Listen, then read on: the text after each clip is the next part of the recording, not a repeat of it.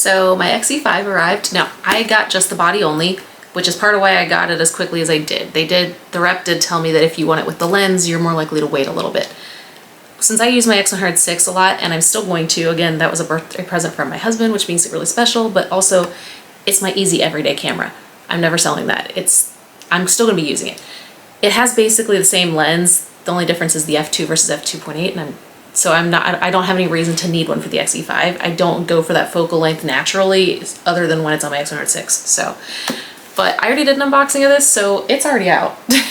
And I wanted to talk about it and talk through some of my other cameras as to why I got it. So this is the X-e5. I have my 18 f2 lens on here right now. I only got this yesterday, so I have not had a ton of time to use it yet, but I already think this is maybe one of my favorite cameras I've ever bought. There's not really anything I can complain about with this at all. It's amazing. Like, yeah, if it had weather sealing, that would probably be just the icing on the cake, but I'm sure they're saving that for the X Pro 4, so I didn't expect that to be in here. I really think it feels amazing. It's a little heavier, which is one thing, but it feels amazing. Like, it's so solid. The buttons, I can't explain it until you use them, versus some of my other older cameras. The buttons feel so much less clunky and sticky, and I don't know how to explain it, but they just feel good. Like, everything just works so well on it. The shutter sound is really nice. So let me see, you're gonna hear the lens too, but because this 18 f1 or f2 lens is very loud. But this, I think, is a phenomenal camera already. I'm very excited for it. I do love the strap that came with it. I did put mine on here, but just because I love pink, but it did come with a really nice black rope strap. Like, that's the first time I might use the strap that came with the camera. Or I might put that on the X100vi for my husband to use, because he's been learning photography and he's been learning on that. So, but anyway, I think this is great. It's fairly small still. It is a little heavy. Now I'm gonna go into the differences or why I like this over maybe the Xt50 and the Xm5, which I do have. I am selling my Xt50, so I'm not hanging on to that one. I am going to keep the Xm5 because I do use it a lot now just to film my sit-down YouTube videos. I'm not using it right now because obviously I needed it for this video, but normally that's actually what I've been starting to film a lot of them on, so I will keep it for that. Or my husband's starting to get more into photography and possibly video, so I'm keeping it in case he wants to use it. But the Xt50 doesn't really serve a purpose for me anymore, which was kind of the point. My last year or so, I've always been debating, do I grab my Xt50 or my Xm5? That's been the constant debate because they each had certain things that I wanted to be all in one. The Xm5 was smaller. It had the articulating screen, which I use not for video. I do use it for video now, but originally I got it because I wanted to have a camera that I can put on a tripod and see where I'm at, like when I do my ballet photography, which is a little bit of motion and stuff, so you kind of really got to know if you're in the frame. But also when we go on vacations to put my husband and I in the same frame, I use the interval timer a lot because it's easier on him if we take a bunch at once. And that way I know what's in the frame, I know where we are, and that's helped me get the photos a lot faster. So personally, I like having an articulating screen or a flip screen for that reason. Now it doesn't have to be articulating, it can be a flip screen. Sorry, my hair is in my face today, sorry. The X70, which I don't have out right now, has a screen that flips up like this, kind of like the Canon G7X, and I love it.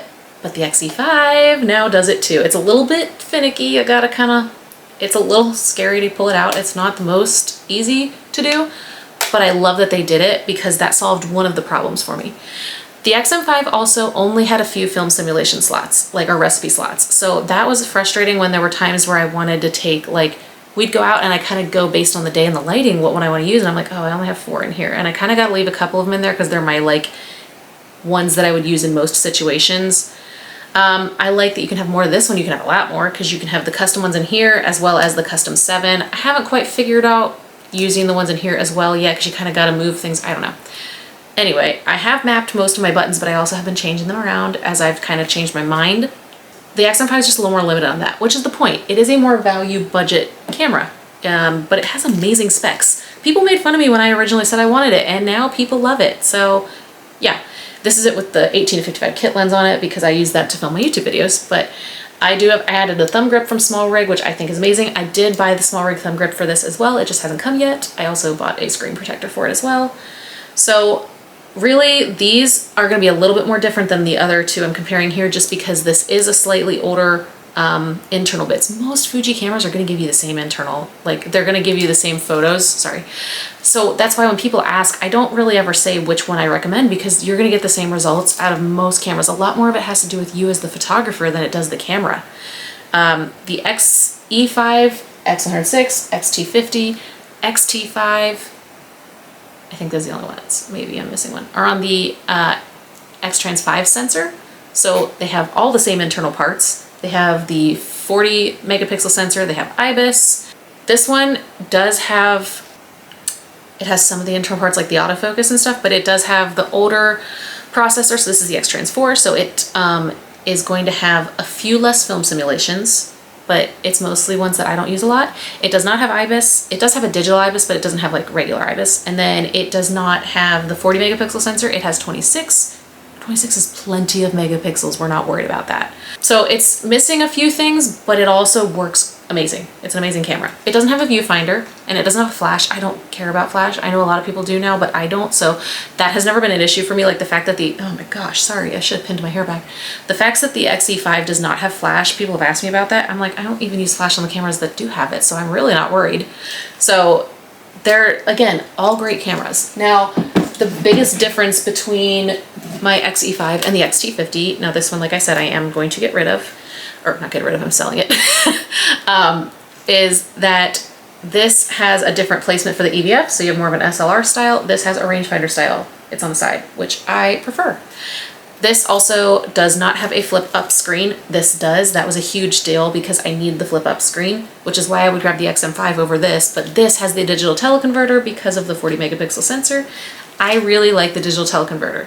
I love it. I'm aware that it's digitally cropping and not actually zooming in, but because I don't want to edit my vacation photos or just daily family photos and things like that, I don't have to. I don't have to go in and crop them later. It's already done. I get an amazing image and I love how it looks. And so that's why I love using that. And I've used it for some events and things I've done.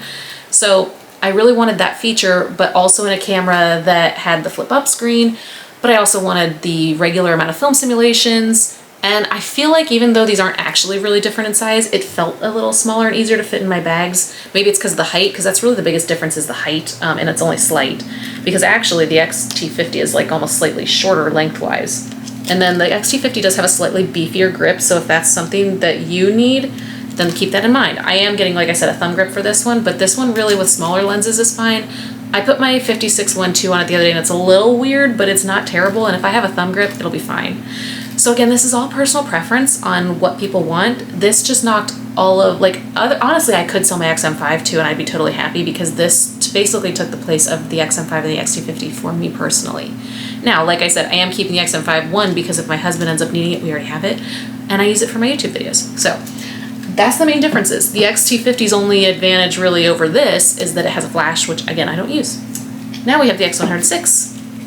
These are going to be extremely similar. It kind of looks like I'm carrying two of them around, and I did not get the kit lens, but if I did, it would look even more like that.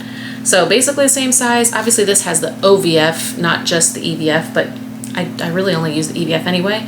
This has flash. I don't really use it. I think I've used it a few times when I've had to at like low light events or things on this, but I really don't if I don't have to. This has weather sealing, which is the huge seller for me, as well as it does have a built-in ND filter. I don't use it often, but it is in there. The weather sealing is the main reason. Like, we're about to go on a trip soon and I'm taking both these. I'm so excited. I'm gonna get lots of photos and everything. But this is probably usually the one that's gonna be 90% of the time what I use because it's supposed to storm every day we're there. I'm not really surprised. It's Florida. But because of that, this is probably the one I will have most of the time out, and this will be in my bag unless it's like nice weather. If it's nice weather, I'll use this a ton just because I'm excited to use it and everything, and it really checks all the boxes for me. But I really use this 9 times out of 10 for trips, and weather sealing is a lot of it. I've used it in pouring down rain. I've used it in snow. It's been fine. I wipe it off. It's great. That's kind of the biggest differences. Obviously, this one does not have the flip-up screen. This one does. They both have a digital teleconverter. They both have a 40 megapixel sensor. They both have IBIS. It's really personal preference. Obviously, you're more limited with the X100vi because you can't take the lens off, but in some ways, it's nice because when I take this out, I don't get to think about what I want to use. I'm stuck with this 23mm f2 lens and I make it work for me and it's fine. Like, there's only been very few times where I'm like, oh, it'd be nice if I could get a little bit wider of a shot or a little bit zoomed in shot, which I do have the digital I I have the teleconversion lenses for this, both the wide and the telephoto one, and I've used those sometimes too where I only take this camera with those. That's great. And yeah, it's just so easy and convenient to use this camera that I do still use it so much.